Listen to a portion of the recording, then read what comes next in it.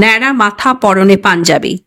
গরুকাণ্ডে মূল অভিযুক্ত বিজেপি যুবনেতা পারিজাত গঙ্গোপাধ্যায় সোমবার এভাবেই হাজির হলেন দুর্গাপুর আদালতে।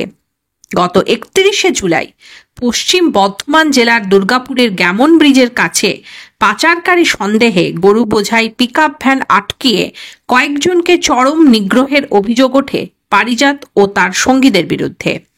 রবিবার গভীর রাতে ধানবাদের কাছে শেষ পর্যন্ত পুলিশ পারিজাতকে গ্রেপ্তার করে।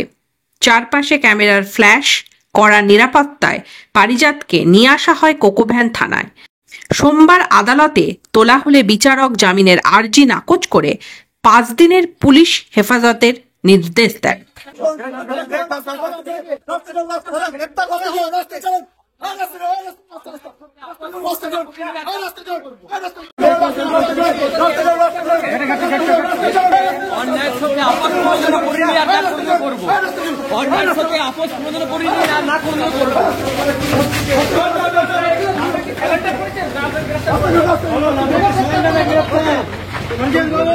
গ্রেপ্তার করেছিল